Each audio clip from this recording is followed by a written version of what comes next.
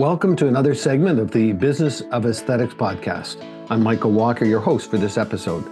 Before we get started, I want to thank all of our incredible listeners from the United States, Canada, and around the globe. We couldn't do this without your continuous support. A special thank you also goes out to our sponsors for this episode, Echo Marketing. With nearly 20 years of experience, Echo Marketing is a leader in digital marketing services for aesthetic practices.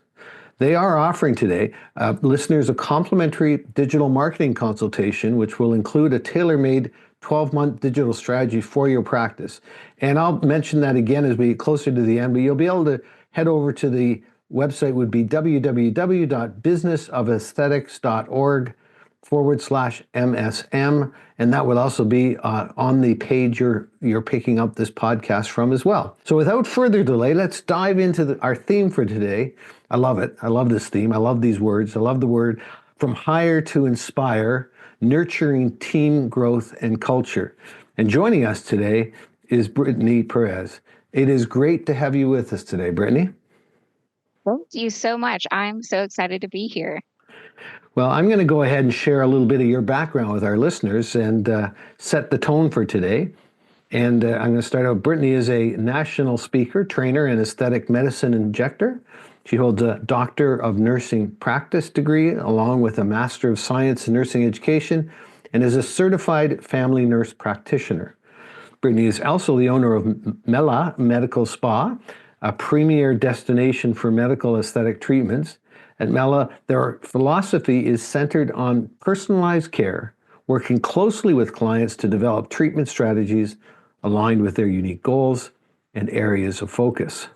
The spa's core values resonate with empowering individuals to look and feel their best. I see where that word inspiring is coming in, and recognizing the transformative impact this has on confidence and well-being, and unlocking a client's full potential in both appearance and overall wellness. And Brittany extends her expertise through the Mela Method Aesthetics Academy, where she trains and mentors aspiring practitioners, something to keep in mind of if you're looking for that type of training, and equipping them with the skills and knowledge to excel in aesthetic medicine. So I'm going to go ahead and jump right into some questions with you, Brittany, if you're good to go. Absolutely. Excellent. Okay. Well, the first question, it's always I think it's always something we just like to know. The word passion, it's a word that we don't probably use enough, but in your industry, it's used a lot, along with inspire and wellness and holistic. But can you share with us what was the genesis of your passion for aesthetics and medicine itself? My passion came from treatment to myself. I got married and I was looking at my wedding photos and I couldn't figure out what it was about my profile that I wasn't happy with. And ultimately, I ended up getting a chin augmentation with dermal filler. And it gave me so much more confidence and I fell in love with the industry. And at the time, I was a clinical instructor for a nursing program. And one of my students, I told her I was kind of looking to get into the industry and her job had an opening. And I interviewed and I got the job the same day. And after that, I worked in plastic surgery, mostly as a post-op care nurse. And then the surgeon that I worked with had free Botox. Every time that a patient would get a breast augmentation, they would get 50 units of free Botox. And it was my job to inject the 50 units of Botox. And it was so exciting for me to see the patients, their 2-week follow-up and seeing what an improvement I could make in their appearance. And again, like everything that we do in our industry, for me is for confidence, and being able to see that from myself and then see it in patients was just really inspiring. That word confidence, and thank you for sharing that. I think that's I've heard that a lot. It's like somebody's either come from it, but it's usually from a grassroots experience of, what I remember, was it Remington, the guy that owned I liked the razor so much I bought the company. That kind of an idea, I totally get that. Exactly. Yes, exactly. So I'd love to hear from you a favorite story you have from a client, obviously confidentially, on how aesthetic treatments have impacted them. So, and specifically, we're talking about confidence. I'm sure that's where we're going to land as well. I think in general, because I have a lot of patients that have a similar story. A lot of my patients are in their, late 20s to early 40s and they have a baby. They get pregnant and they're just not feeling quite like themselves afterwards. They're having like these hormonal shifts. And again, going back to the confidence, they don't look familiar to themselves. Their body doesn't look familiar. Their face has changed. They're not sleeping as much. So they're seeing dark circles. And these patients come in and they're just desperate to feel good again. They mentally want to feel good again. They physically want to feel good again. And they come in just saying, like, how can you help me? And being able to give them a care plan that is now both regenerative, right? We're moving into a lot of regenerative medicine, but also like those quick fixes with Botox, with neuromodulators that they can see like almost instantly to help pick them back up and get them back into going to the gym, back into personal care, and just really, you know, moving from being a mom and only focusing on your family to like taking care of yourself again, because we know when we take care of ourselves that we show up better in the world, right? We show up better with our family and in our jobs. And no matter what we're doing, if we have that little bit of self-care, we're going to be happier and more positive and be nicer. That's beautiful. I was, as you're saying it, I'm thinking about, I'm a leadership coach and I deal with confidence issues a lot, not through it in a different vein, but the one thing, if you look in the mirror every morning, you get up and look at yourself and you say, you're a stupid son of a gun and you're not worth anything. How long will it be till you believe that? And It's and I think in 100%. this case, you're giving somebody they've looked in the mirror. I love that term. They're not familiar look with themselves. They look in the mirror, and that's who is that? I'm not sure I like that person. And it's interesting looking at that through a medicine standpoint, from a medical standpoint, where I'm dealing with emotional and relational. And which really speaks to the concept of what I hear a lot is holistic wellness. And really, it's the wellness of the mind, body, and spirit. And in your industry, you guys get that. You guys at Mela, you guys get that. And it's just a lot of industries haven't figured that out yet. But there's an expectation now that people don't just want a specific thing. They want that holistic, that wellness that touches all aspects of their life. Or do they actually sometimes they don't realize it, but they're coming to us for a feeling. They're not even Mm. coming to us for the way that they look. They just want something to like grab onto and feel good about. And that is what we represent at Mila. And that is what I have built my team to do. And when we talk about like culture and team building, everything that my girls represent is is making the patient experience above everything else. Sales are important to run a business, but that is not our priority. Our priority is to give the patient the best experience. And my priority is to give my team the best experience working for me. I want them to like enjoy coming to work. I want it to be like a good team environment where we're working together. And that's what I want to represent.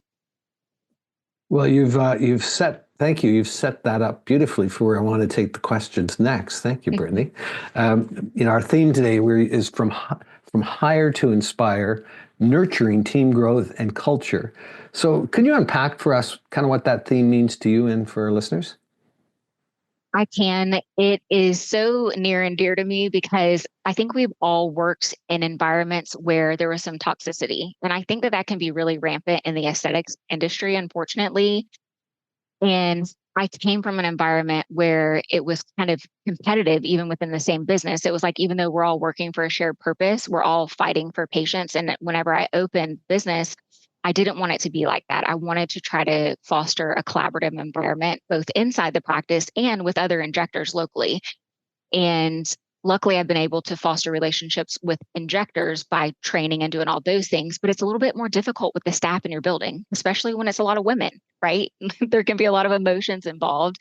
And so this may be a little controversial, but one of my favorite things that I've ever done to foster like a sense of community in the building here is an enneagram test. Have you ever heard of an enneagram test? Mm-hmm. You might do Yeah. that with your leadership. And I actually have all of these books here. It's called The Path Between Us. And I got them all for Valentine's Day from the girls because it helps us appreciate why our brains, what motivates us. Why does our brain work this way? And it helps us appreciate the differences.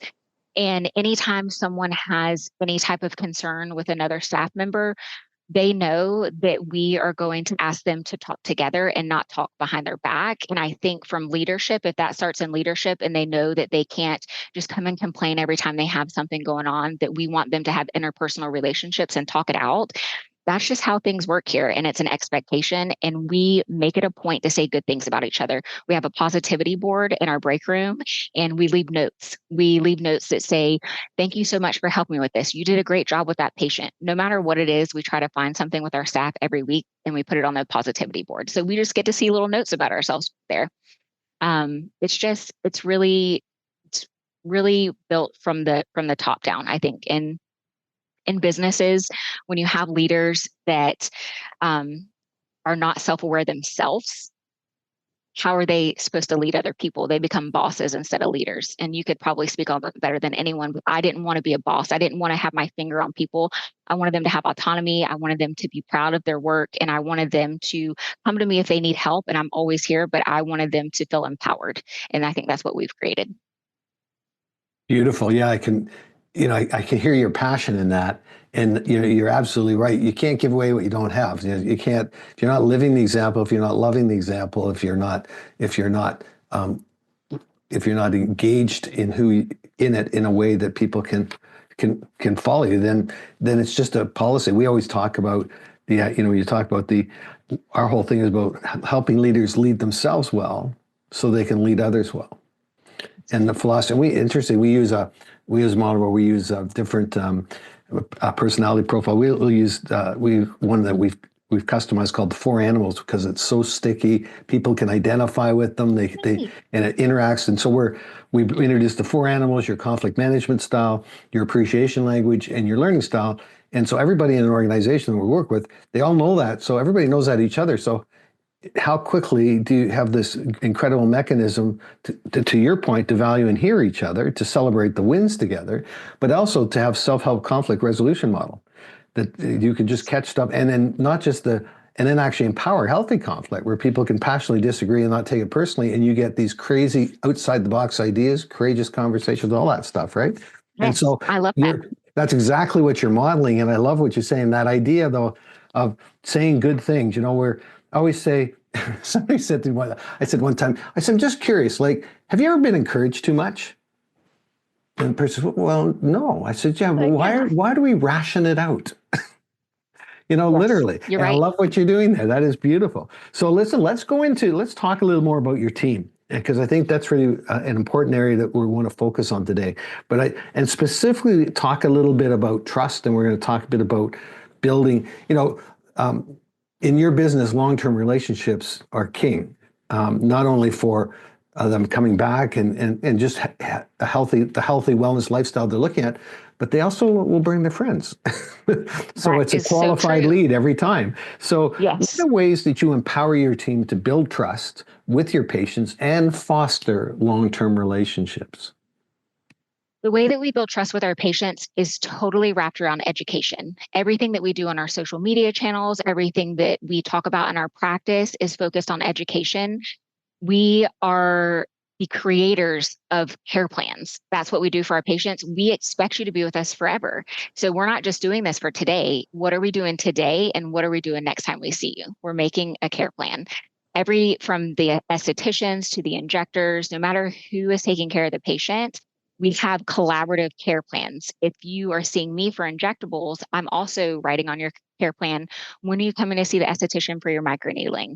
It's cohesive and it's holistic, like we talked about before. And then we also have nurse practitioners that do functional wellness. So, hey, you have some skin concerns, you are losing collagen and elastin. I can help you with some sculpture and radiesse, but I would love for you to see our hormone specialist. And we just have everything here. And that builds trust because we are educating them. I think that the root of distrust is from just doing sales. This can seem like a sales industry, but it's really like a soft sell. I'm not wanting my staff to do treatments on patients that they don't need. I'm wanting them to educate the patients and help them come up with solutions together. It's a team effort, even with provider and patient. And of course, the provider is going to make the final decision, but that's how we build trust, is just by teaching them everything we know. Yeah, I was trained. My coach, when I was in the online world in coaching as well, that he said, the whole mandate of what we did was about, and at first it made no sense to me at all, but then he said, the whole goal here is to you give away your very best, so you earn the right to ask for implementation. And it's that idea. It's not giving away your very best. It's not giving you're a for-profit business. I'm not suggesting that, but it's not the business. It's not you said it. It's not the business side. It's the relational side. You're giving them their very best. Exactly. I care so much about relationships with my staff that I do like I write them love notes and books, and I know that that could be an HR thing, right? But like I'm like this is why I think that you're doing such a great job. And if I ever do have any negative feedback, I the staff takes it okay because I've given them so much positive reinforcement every single day. So they feel comfortable and they trust me and they know that I have their best interest in mind. And if I'm giving them some type of tough love, they know it's coming from a place of care because I've given them so many positive things that they do. We don't want to just go to our staff when we're upset with them. We don't want to just go to them when they haven't done something right, because then every time they just associate you with negativity. And I don't want them to associate me with negativity. I want them to associate me with trying to help them. And that's just a mutual understanding that we have. Yeah, and I think you're actually as you're talking, you're leading me into the question I'm going to ask you next, which is about employee retention. But I think when this whole idea of there was Johnny comes home from school and is failing all his classes. Okay, he's grounded. He's not going out. No girlfriend. No Xbox. Whatever it is. And Johnny, we're getting a tutor. Well, A, Johnny owns the problem, and B, Johnny has just learned that performance equals love. And we do that in business. And what you're saying is you're being very intentional at not doing that by putting value the saying is careful where you put your butt. It's like I'd say to my daughter, she's an amazing basketball player, college and all that, good scholarship, and I played as well. And then it's somewhere along, I'd say, but if you just had done this and moved this, she says, all I ever heard was that but. And so Has to be in there sometimes. I yeah. do that with my son. I have a 10-year-old too, and I try to be very mindful, like pick your battles, right? Like pick your battles at home, pick your battles at work. Like, is it something that you really need to like nitpick about, or is it, maybe figuring out their why? Like what's motivating you? What can we do a little bit different? Usually most of the time it's a miscommunication or it's a process problem, almost every Yeah. time. I'm a professional mediator as well, and so one of the things, whatever's coming at me, I look at it through the lens that's their best expressed cry for help in the moment. How can I help? That's I my agree. job, and that takes all. I don't have to jump into the emotional train ride that is already on a very high point usually by the time I get it. But listen, the question I have though is finding and retaining great team members is a big challenge, and we hear that all the time Yes. from aesthetic practice owners. So can you share how you're approaching this challenge? You kind I of already think let us in, open up that door a little bit already. Thank you very much.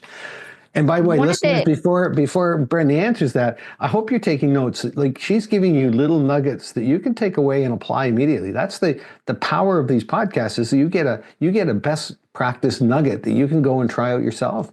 And I just really encourage you to do that. Sorry, Brittany, go ahead. No, you're good. I think that building trust with your team and openly communicating with them and, just providing some clear pathways for what their time here at your company is going to look like. I think sometimes we hire team members and they don't know what the next steps are. They don't know what your vision for your company is. They don't know your growth plans. And so we have a lot of really open communication. We actually do every Friday, we do a weekly wrap up and it's via text because our girls, are 20s to 40s and they prefer text messages instead of emails. And we say, this is what we're doing well. These are the events coming up, just everything. And so it keeps us in open dialogue. I think open dialogue is really important. And pay is such an interesting thing because we know pay in this industry is all over the place, but we do kind of stay at the top of the pay scale. And a lot of times pay does retain talent, but not always. If you pay someone really well, but you don't treat them with respect and you don't give them a clear path and you don't do all the other things that go with it, because I was being paid really, really well where I was. but it's still, I didn't have that feeling. It's that feeling of fulfillment that you get in a company. And I think that is probably one of the biggest things, the ways that we retain our staff is by getting them to buy in, getting them to buy into the company's mission and helping them see their purpose within the company. I think of the Apple experience. They didn't. Dell created a company that sold computers and different elements supporting that, and they said, we're selling computers and stuff. Would you like to buy one? Where Apple said, we're going to create a community that's uniquely different in how we live and do things. And would you like to come join us? And by the way, we're going to sell computers and a bunch of other stuff. But it's that idea, because they put the why in front, and I think that's what I'm hearing you say is that, you're putting the value of that relationship. And, the pay, I don't know if Gallup just came out, it would have been December now, year end with their report on the engagement level employees in specifically the United States. And the disengagement level is gone down again, like it's higher again. And what was interesting is the number one reason for that this time around, is respect, lack of respect. And you just said that. You just said that. And it's respect. And respect is not a thing. It's a relationship. Yes, it is. And I have so many roles within the company because I'm, kind of have this huge umbrella that I'm trying to wrap around, but I hire people because I trust them in that role. So when I have something, say, at the front desk that isn't quite flowing, I go to those three girls and I'm like, let's talk this out. Give me your opinion. You're in this every day. And again, it's not coming and pointing my fingers and saying, this is what we're going to do.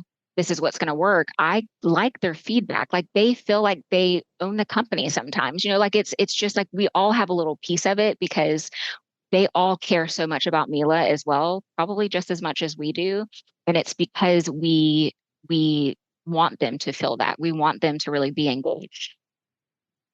Yeah, I can see how people will only approach you and receive what you're saying the way you're describing it if you've built the trust. But the trust isn't built on necessarily more money or the highest pay. It's about that you genuinely care and value for them as a person and how they are part of the vision and the passion for the organization and are integral to it.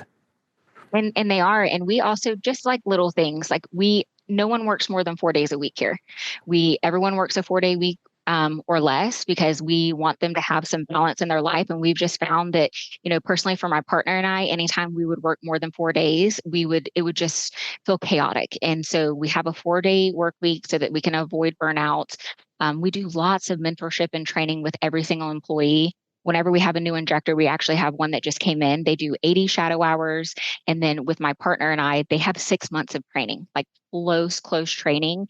And they have a skills checklist and they have to do 10 of each skill before they can do it on their own. And that gives them confidence. And they want to stay with us forever because we have really built them from the ground up because we want them to know all the skills that we do and we want them to be confident. Now, you want to just grab on to what you said there with all that orientation that goes on in the practice. We talked a little bit about that you've got a training institute that you're offering as well. And I've got to believe that it's like if somebody's in that, going through that, they're setting themselves up for a great opportunity to work with you. That's and it's not a guarantee, but it certainly is going to be an awful, because you have a culture and you have a system and you have a process and you have, it's like in football, I'm a big football player, if you go into a team that has a completely different strategy and how they approach the game, running game versus the passing, whatever, just simply, then it takes you forever to get up to speed. But if you're already halfway there, what a great opportunity. So I'm going to come to your school and I'm going to come get a job. I want to work with you. Okay, come on. I'm in. I love learning. It sounds intriguing. Hey, I want to go to something that we've talked about before we got started. And the fact that you own this company, that you're I know you have a partner. And by the way, if you haven't been on, you need to go. And I apologize for mispronouncing the name of your practice at the outset. I said Mela, it's Mela, and you need to check that website. I'll give you the address a little later. But if you want inspiration and and you want to see a theme that reflects everything you're hearing Brittany share, that will connect the dots for you. But the question I have for you is, so how do you balance the unique and very different demands of the medical surgical side of what you do and the business aspects? Oh, How do I manage the hands-on time versus doing the business? Is yeah. that what you mean? Yes. I delegate. I'm such a good delegator. I have a great team that I trust. And I have had to realize, because I'm very type A, and I've had to realize that the saying is, even if they can only do 80%, that allows you to do the things that you specialize in. So I really focus in on what each team member is great at. And I have no problem moving people around. If someone is not excelling in their role, I know that I hired them for a reason. And if they're in the front, I'll try them in the back. I'll move them to a different position and I find what really speaks to them. And then ultimately, if I move them a few times and it doesn't work out, then that's a different conversation. But I have all these women that love being here and love the mission. And I'm good at giving tasks to other people. I think that's what's helped me balance everything. And I have a calendar that I plan 6 months. I know what trainings I have. I know what days I'm injecting. I know what days I'm doing my admin task.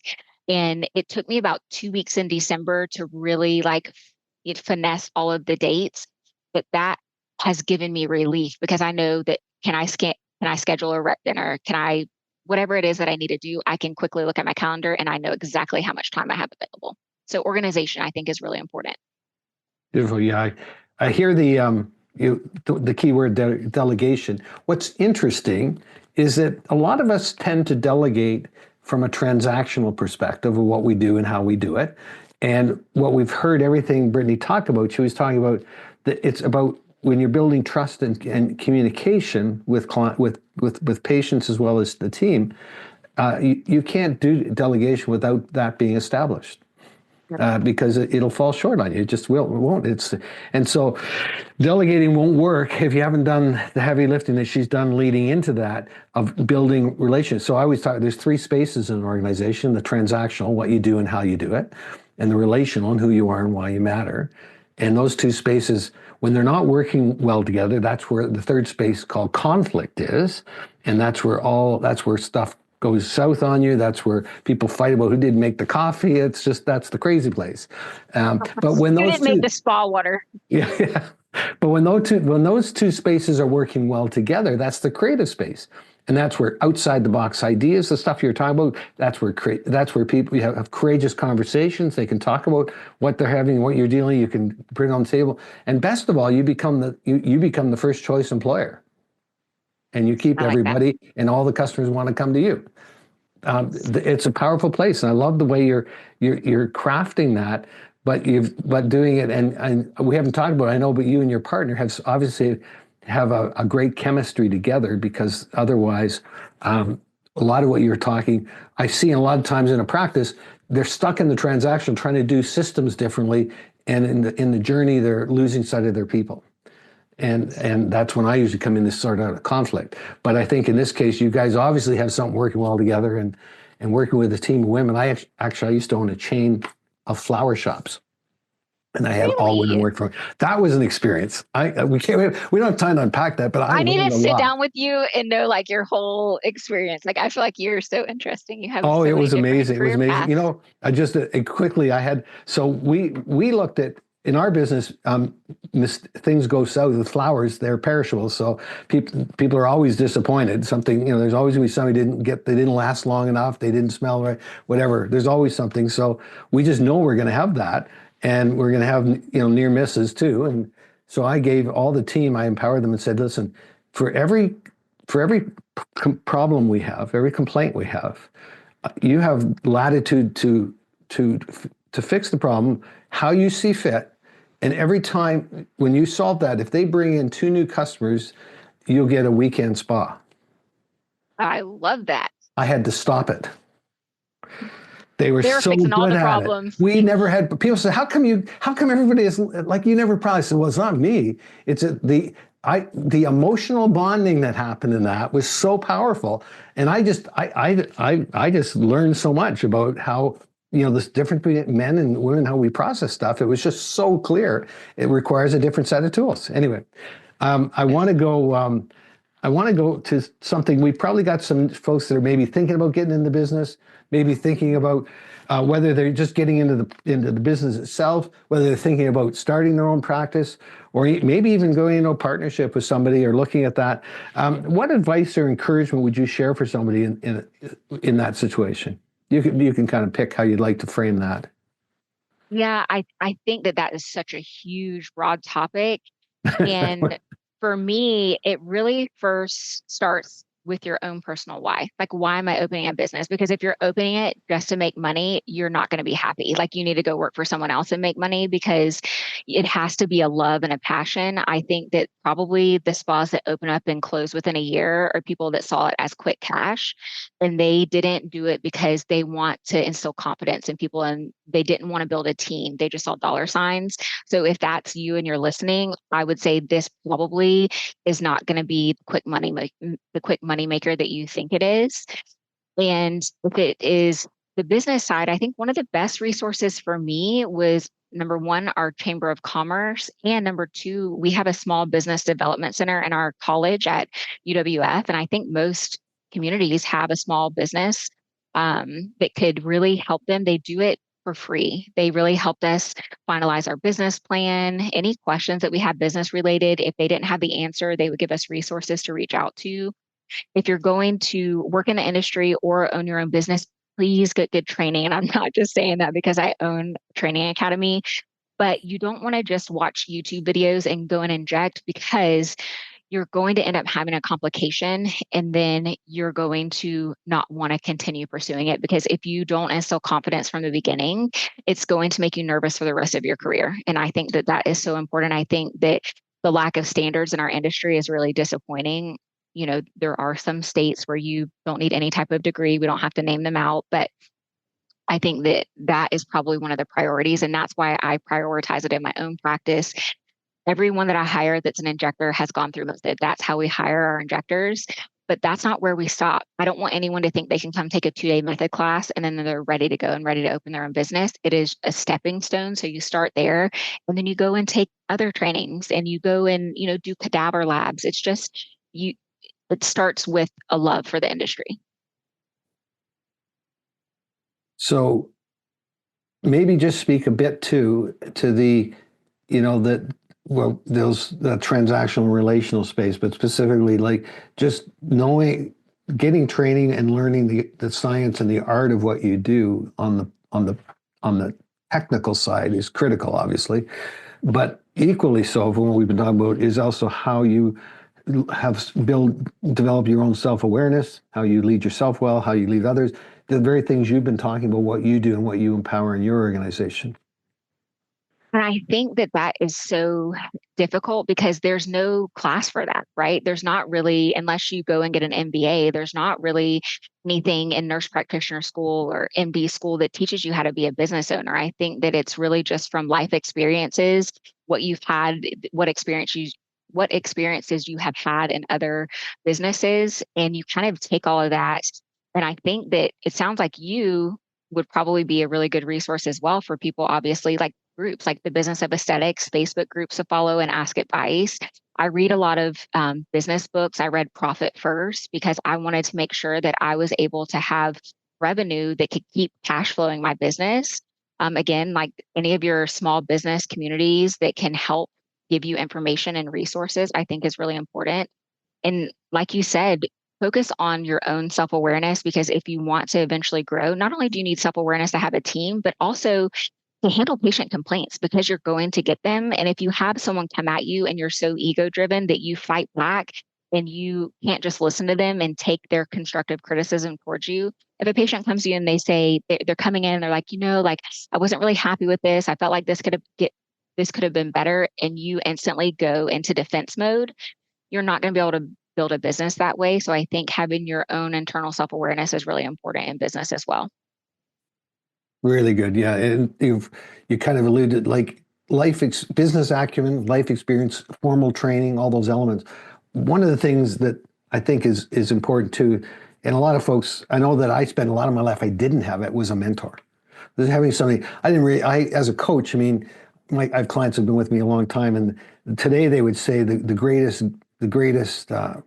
benefit of the relationship is nowhere else do they have this beautiful agenda-free space that they can talk about whatever needs to be talked about and explore what Absolutely. needs to be explored. And it ties into the word you used the other day because it's a confidence builder. Yes. And Yes. your business is And built on confidence. I don't want a nervous injector. Just say no, it. by And interestingly, I have learned since I've been open that actually, like Galderma, Allergan, the bigger companies for injectables, they have business development coaches and they're like $750 a year. They're not even expensive. The only reason that they even charge is from a legal standpoint. They can't give you advice, but it's actually non-biased. I'm working with one from each of the two companies right now. And I do digital consulting and I do business consulting with two different people from each company, and it's very inexpensive. And surprisingly, I'm being genuine. It is non-biased. They are just giving you general strategy. They will look at your P&Ls. They look at your business strategies. They ask you what you want to work on. They actually just did the word is escaping me. They had a patient call, like pretend to be a patient. What is that called? A role Like a playing, secret shopper. Like a secret secret shopper. Yep, shopper. yep, yep. They do things like that, just to really help give a full assessment of our business and what we could do better. Because ultimately, even though I feel like we're doing a really great job, there's always ways to improve. Yeah, and it's looking for the resources. I mean, just being smart about you. I always say, in my life, I'd say I've kind of narrowed down the 20% of what I'm great at. But before I used to spend 80% of doing a lot of other stuff. And I just really, but that's life. That takes time, and that's part of. It's not a. That's not a mistake. It's a journey. It's part of the adventure. Yep. But I think it's so important that you be, being curious. That's really the word that as a leader you've had to be curious. And we talk about unconditional curiosity, which is curiosity without opinion, expectation, and judgment, starting with myself. And it's this idea of just what is it I need? What am I not great at? I mentioned equine marketing. That's what they do. That I'm going to talk about that offer. It's just simply giving you a marketing platform about something. Unless you're a marketing expert, then that would be of Absolutely. no value to, or well, actually it would be because you could add value to what you already know. But it's this idea of just being curious, just being willing to look outside the box and take, I always say there's two questions when we're exploring something, and we're watching our time, and we're gonna have to wrap up soon. But if I was with that offer with Heck, would I be saying like, what's at risk to take on to reach out to the company you're talking to or reaching out to somebody? Well, just your time, maybe your pride if somebody says no or something like that. But it's just your time. Well, what's a risk not to? Absolutely. Well, if you want to have that joy and that freedom and I have a saying that I use in my coaching for myself is my whole platform is built around making my ceiling somebody else's floor. And I just love that's what I get to do. I just love doing that. Even today, just talking to you, just this idea, how can we inspire and encourage each other in a way that we can do that, both of us do that better and run I our love it. businesses at the same time and have great families and friends. I love that so much. And I actually get asked all of the time, and I'm sure other providers that have training academies get asked this, but they're like, why do you train your competition? Because locally in our area, we have 60, 70 injectors within a 5 mile radius. And people say, like, aren't you afraid that it's going to affect your business? But what I find is that there's so much room in the aesthetic space for growth. And if I am helping the local community produce great results, then their friends are going to want aesthetic treatments. Whereas if we have injectors locally that are doing overfilled lips or they have Tyndall under the eyes, it's going to scare their friends and they're just going to think aesthetics is bad. I don't want to get any treatments done. And I think for me, it really does build a community as well. And I learn from injectors a lot of times just as much as they learn from me. Yeah, and again, what's at risk? I mean, Yes, your business is not built unless you're in a commodity and it's all price driven. This business is relationship first, and it then it's is. service second, and It is.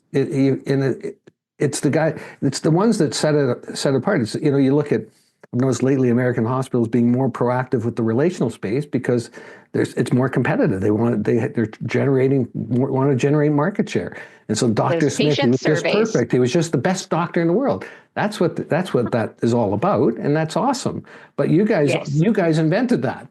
So it's You know, we actually even now have a patient experience director, Mela, and her entire job is to get patients snacks and beverages.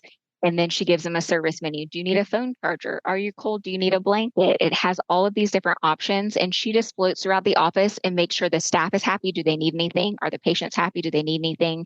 She sends out surveys to patients. She will do post-op calls. Depending on the type of treatment, she'll call them and say, hey, just checking in. And do you have any questions? Do you need anything? That's her whole role. And it's been incredible.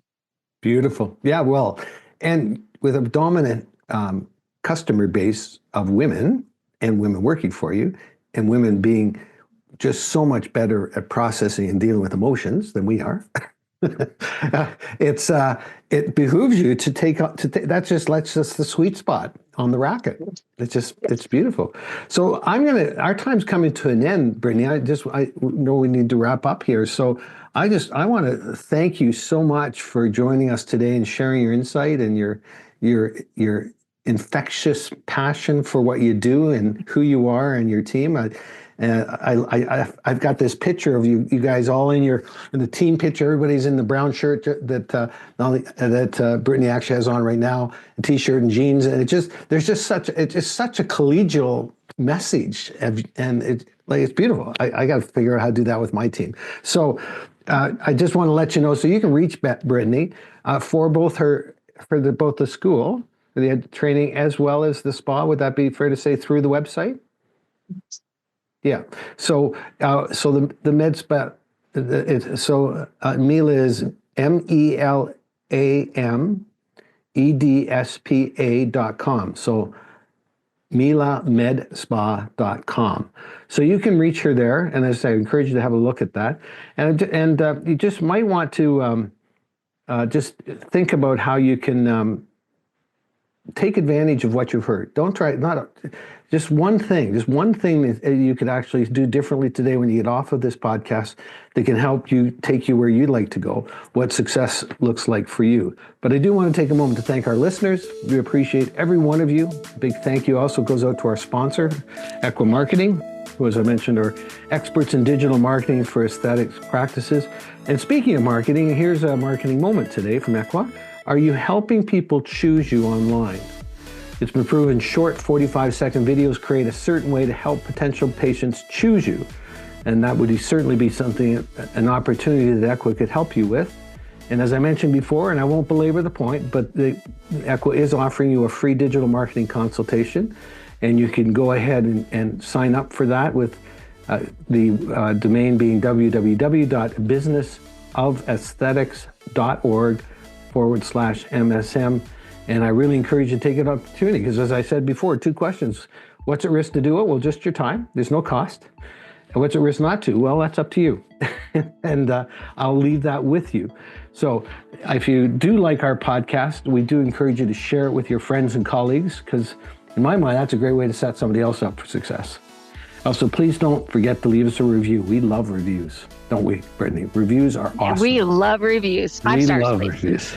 They are powerful for us. They're powerful for all of us. And that's a whole other conversation we could have about how Mela does their work on with their online platform.